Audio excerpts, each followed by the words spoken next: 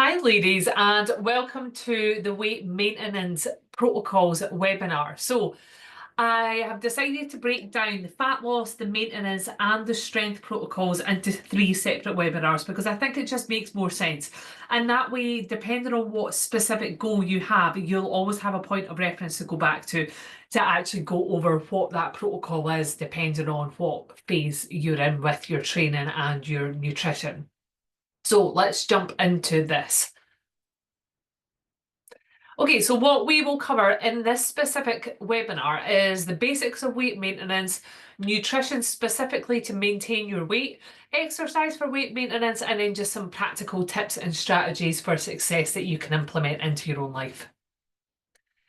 Okay, so let's chat through the basics of weight maintenance. So it's a stage that focuses on primarily maintaining both your body weight and your overall progress as well.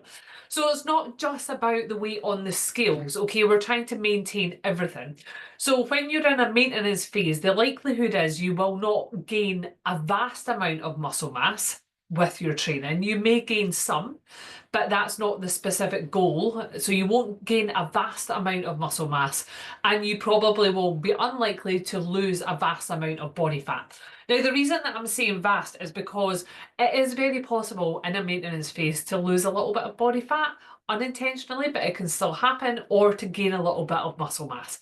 However, the main goal is just to keep everything at a nice equilibrium where things are well balanced. Okay, so you're continuing to feel confident and strong and having enough fuel to push your training, so you're not in a calorie deficit. So typically you'll have a little bit more energy, you'll be able to really push your training sessions, but it requires a real balance between your diet and lifestyle to maintain your weight.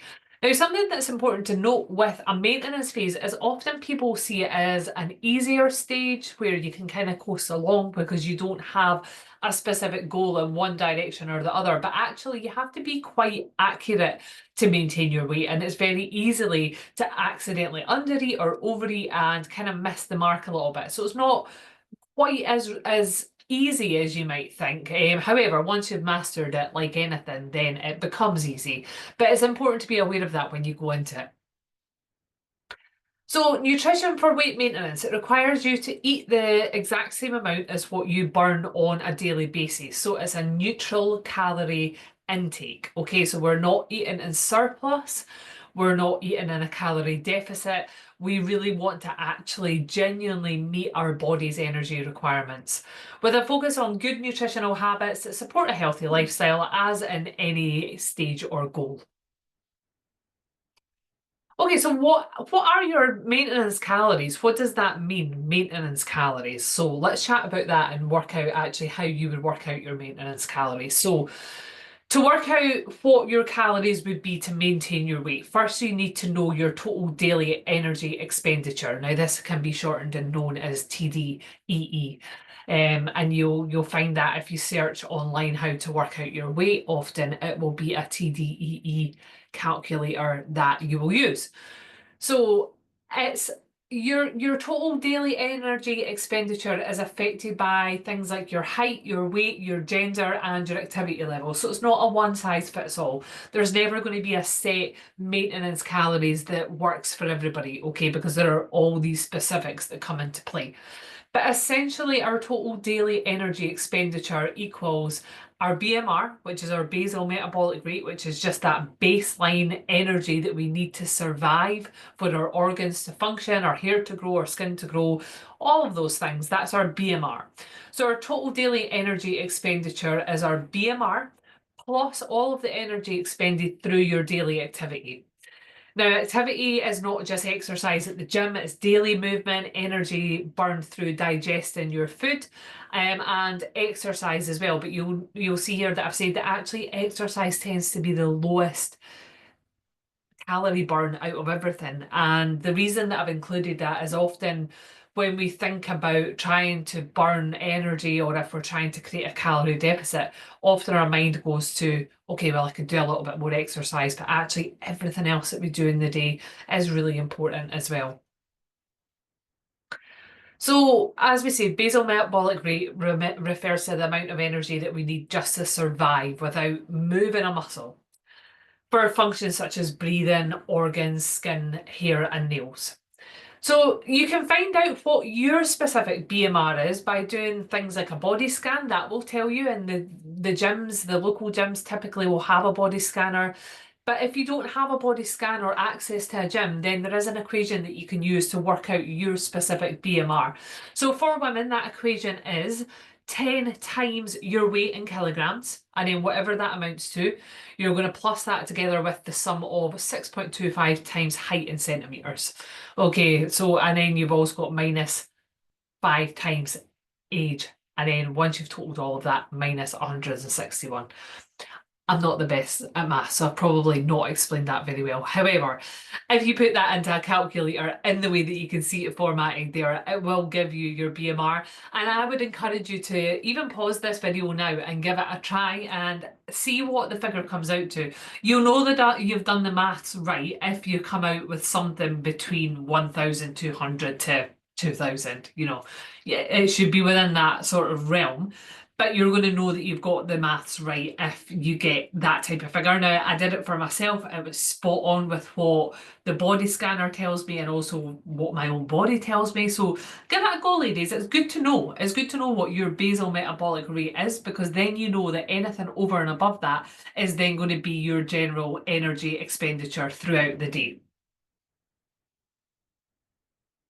Okay, so multiply BMR by an activity factor to get your total daily energy expenditure. Okay, so basically what we're talking about here is this is how you can figure out your maintenance calories. So instead of actually working out your BMR, then trying to think, oh, okay, well, how many calories did I burn when I was hoovering? How many calories did I burn at the gym? You could be there all day trying to figure this out. So there's a much simpler way to work it out. So all you need to do is that first equation to figure out your BMR. Then on top of that, you're going to times it by an activity factor. So we've got sedentary, which would be, you would times it by 1.2. Light activity, which is some kind of exercise 1 to 3 times a week. You've got moderately active, which is heavy exercise 3 to 5 times a week. Very active, we've got hard exercise or sports most days of the week, or super active, which is a really physical job, plus heavy exercise multiple times a week. So all you need to do is have a look through that list, decide which of these numbers is most applicable to your type of lifestyle, and then times your BMR by this number. That's then going to give you your maintenance calories. So if you're ever in a maintenance phase, then this can help to guide you as to where is a good place to start. Now, there will always be an element of trial and error when it comes to working out your maintenance calories, because you might do the sum that we've just went through and you might get a good ballpark figure to start with. However, maybe you have a couple of weeks where you're a little bit less active than usual, or maybe you have a few weeks where you're slightly more active at work than you would typically be. So there can be variables that will change it. Even things like the point that we are at in our cycle as a woman, that can affect our BMR, and it can raise our core temperature for a few days, meaning that we burn slightly more. So there are lots of variables, and that's why trial and error is so important when it comes to our maintenance phase. However, really, the proof is going to be in the data. Okay, so when we weigh in daily and we get our average reading, that's so important because it's going to pick up on any small fluctuations that are naturally going to occur. So if you start to lose weight when you're in a maintenance phase and you're not trying to lose weight, but you are, then by a rule of thumb, increase your daily calories by just 100 per day, and that should balance things out. Likewise, if you notice that you're starting to gain weight and you're not intending to, then you can reduce your calories by a 100 per day, or even just assess your portion control, or think about what factors might be attributing to you gaining weight within your maintenance phase. Okay, so how do we achieve maintenance calories? So tracking your calories used in an app such as FitnessPal or NutriCheck is really a good place to start, okay, because that's just going to speed up the process for you. I mean, you could try it by trial and error with your diet, but the likelihood is it's going to take you a long time to actually hit the nail on the head in terms of how much you need to eat, whereas we can quite quickly figure it out just through simply tracking our food. Now, taking pictures of your portions or using your plate as a guide is also really helpful, especially in a maintenance phase. A maintenance phase is a really great opportunity to truly learn about your diet, but in a way where you have a little bit of flexibility because you're not actively trying to lose weight, you're not actively trying to build muscle. So there's that little bit more wiggle room and flexibility to actually really think about things like tracking portions. Am I tracking accurately? How much, what does my portion look like on my plate? Can I get used to that so that I might not always have to track? Because actually a maintenance phase is a really great opportunity to gradually move away from tracking. And again, the reason that this particular phase is the right time to do it is that if you're in a fat loss phase and you're not tracking, some people can do that successfully, and especially depending on how long you've been on this journey for. I'm not saying that you will always have to track in a fat loss phase because you very well might not. But a fat loss phase isn't the right place to start to move away from tracking because the likelihood is you're going to slow down your progress and it's going to feel frustrating. Whereas in a maintenance phase, if all you're trying to do is maintain your weight, then the stakes are a lot lower and it's a lot simpler to use it as an opportunity to learn about moving away from tracking. And then that then means that, later down the line, the next time you go into a fat loss phase, maybe you track some of the time, but not all of the time. And it's a step into a new way of doing things. So, as well as portion control, becoming very aware of hunger and fullness cues to guide you in a maintenance phase is really important as well. If you're tracking your calories and you think that you're eating the right amount, but you're always hungry or you're always stuffed to the gunnels, then something isn't quite right. And it might not even be the calories that aren't right, it could just be the types of food or the timing of how you're spacing your meals out. But it's really important to be aware of these, and a maintenance phase is a great time to really hone in on these. So, as with any phase, obviously we want to really maximize the nutrient dense foods that we eat with a good mix of protein, carbs, and fat. And that is just as important in maintenance as in any other stage of the journey. So protein is a rule of thumb. We want to have 1.8 grams per kilogram of body weight in a maintenance phase. It's really important that you don't allow your protein to drop just because you're not actively trying to gain muscle mass or just because you're not actively trying to lose body fat. We need the protein all the same because it's the protein that actually is going to maintain the muscle mass. The muscle mass isn't just going to stay there of its own accord, okay? We still need to have things in place in our lifestyle that's going to help it to do that. Okay, so spreading our protein out throughout the day, as always, 20 to 30 grams per meal is ideal for protein synthesis and muscle maintenance and repair. And then carbs and fats can be split to suit the individual. Some people thrive on higher carbohydrates, some people thrive on higher fats. And again, that might depend on your training schedule, and that's a little bit more specific and individual to you. Okay, so mindset for a maintenance phase. So one thing that's important is shifting away from the all or nothing mentality. Now, quite often, if you have been in a fat loss phase, and especially if you've been in a fat loss phase for a good chunk of time, what you may notice is as you move into maintenance, your mind almost switches off a little bit and goes, oh, I've got permission now not to be as on it. I don't have to be as strict, or I don't have to worry about socializing or this, that, and the next thing. But sometimes that can lead to a shift in our values and our standards. So it's important when we're maintaining our weight to think about the fact that yes, it is a little bit more relaxed in a fat loss phase, but that doesn't mean that we shift away from all of the good, healthy habits that we have built in during a fat loss phase. A maintenance phase is about keeping everything in place that we've built, but just having a little bit more fuel and a little bit more freedom in our diet. Okay, so it's about listening to our body, creating a lifestyle that feels enjoyable and sustainable. And this phase is key for building your confidence in your daily habits. The reason that I say that is when we're in a fat loss phase, we're doing it for a purpose. We can see the scale shifting down or our clothes getting looser, and often that is the driver that pushes us forward, and we get really motivated by that, which, quite rightly so, it's a great feeling. However, it can't be the only motivation. It can't be the only reason that we want to be healthy. It can't be the only driving force behind our healthy habits. So a maintenance phase is a really great opportunity to actually reinforce the mindset of this is for life, this is for health, this is for energy, for focus, for confidence, and actually building it to a point where you don't have to be actively losing weight to enjoy your healthy lifestyle. So, maintenance phase is a really crucial point for our mindset. Now,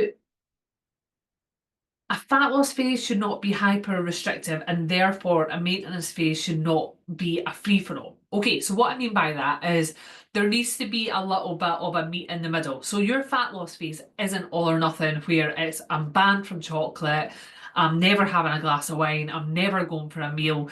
Like your fat loss phase does not need to be that strict ever. Yes, you will make compromises. Yes, you will reduce your caloric intake, but it is not a completely banned from everything that I want to enjoy. It should never, ever, ever be that restrictive. But in the same breath, a maintenance phase then still has to have some structure around it too. It can't just be, I'm trying to maintain my weight, therefore I can do whatever I want. And this is spoken from true experience because when I first got into my first gym job, when I first started my first gym job, I had never heard of, fat loss phase, maintenance phase, strength phase. I was never a weightlifter. I was always cardio classes, dancing, all that high energy stuff. But I never had heard of all these different kind of terms before. And as somebody who has struggled with binge eating, emotional eating, and yo-yo dieting, for me, maintenance or a bulking phase, as it is sometimes called a strength phase, basically just gave me an opportunity to be like, right, I can eat whatever I want now. And then I would go into a super strict fat loss phase. Then I'd be like, okay, I'm maintaining my weight now. Great, I can have a cookie, I can have a brownie, I can go out for a meal, I can have a glass of wine, like all in the same day. All that it basically did, it was yo-yo dieting wrapped up in a different form with a little shiny bow on it. Oh, I'm in a bulking phase.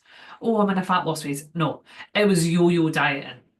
So it's really important to learn that although you will be maintaining your weight, that doesn't mean that it's just throwing caution to the wind with everything that you've implemented in a fat loss phase.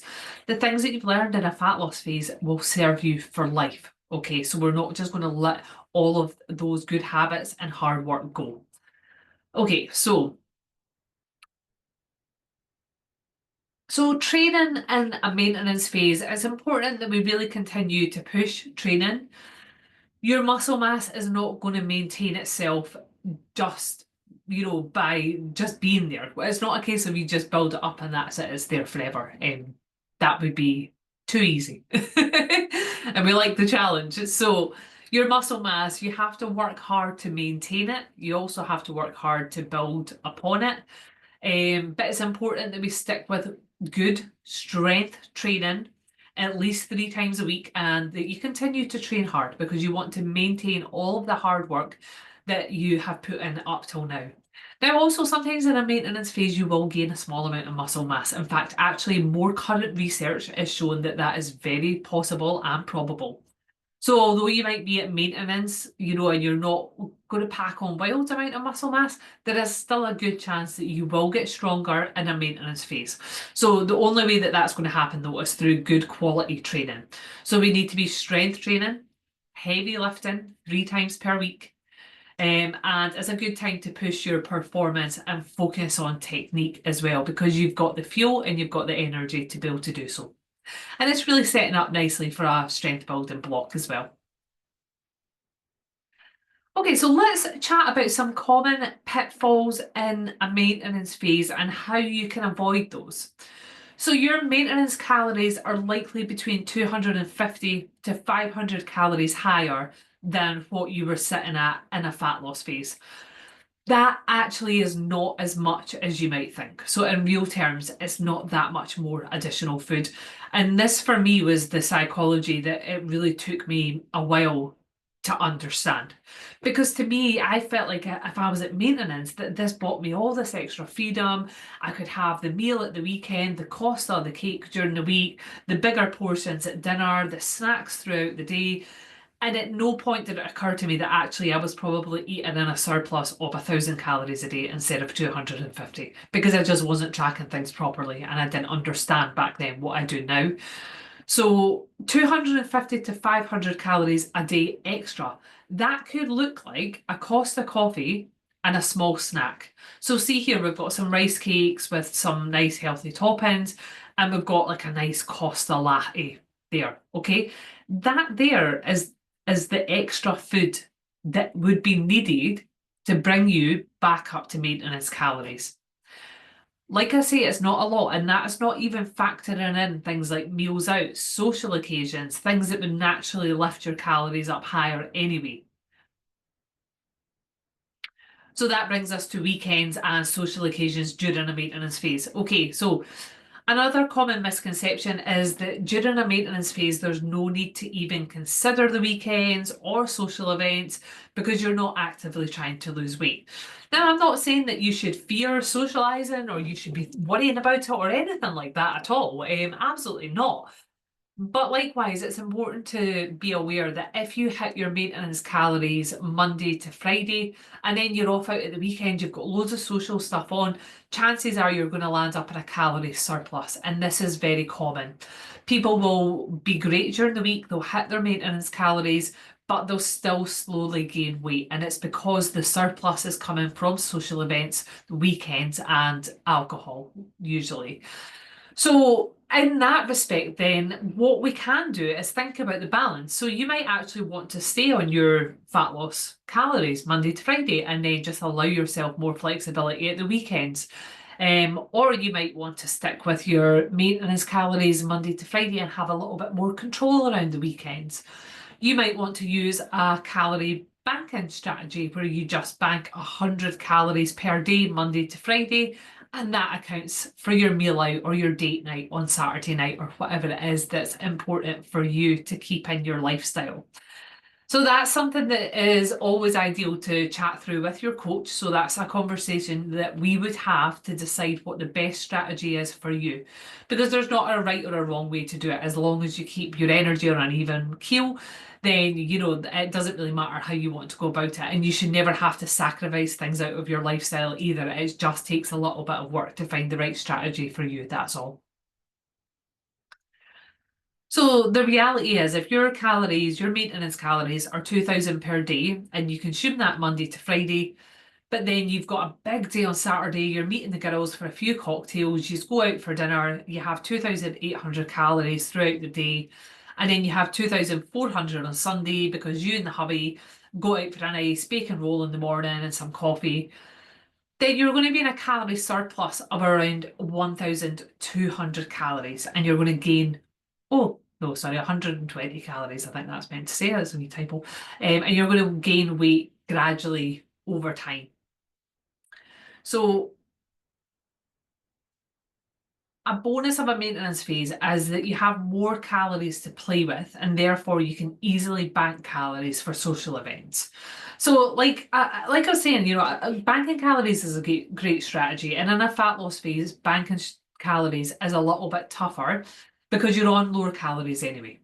So you have to work that little bit harder when you're in a fat loss phase to figure out how to bank calories in a way that's going to leave you with enough fuel. But in a maintenance phase, it's pretty chill because you've got enough calories anyway and you've got plenty of fuel to do you. So therefore, you can see that you can easily bank a couple of hundred calories without it being too big of an impact on you. Okay.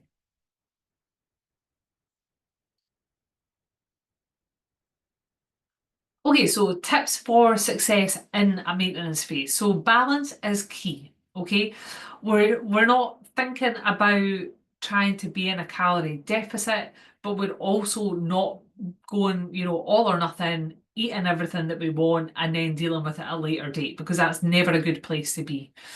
So we want to really avoid all or nothing thinking, sorry, and eating all of the foods that you deem to be off plan in a fat loss phase.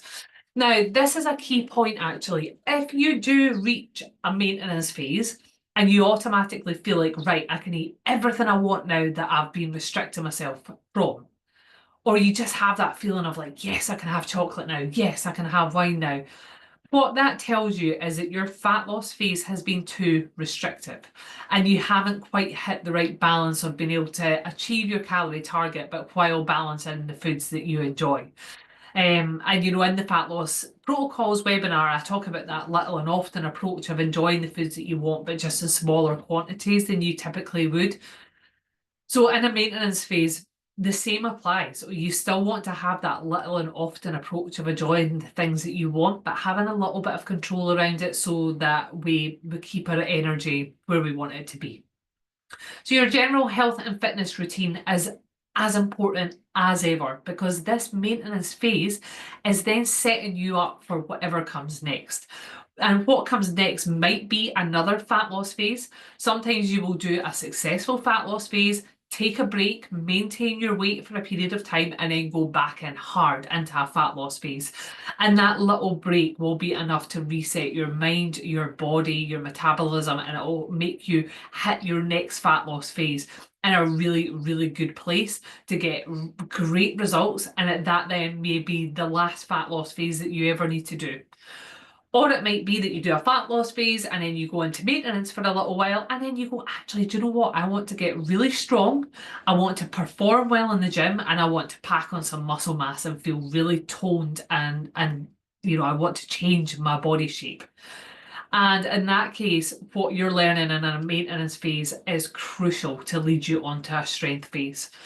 So whatever comes next, a maintenance phase is the building block that is then going to give you everything that you need to set you up for success moving forward. It's a really important part of the journey. So once you've watched this webinar, if you've got any questions on how to maintain your weight or the protocols around it, please reach out and let me know. I would love to chat a little bit more about it. So feel free just to pop me over any questions, or if you are in a maintenance phase or about to enter one, then let me know you've watched this and we can chat through it in more detail. Thank you.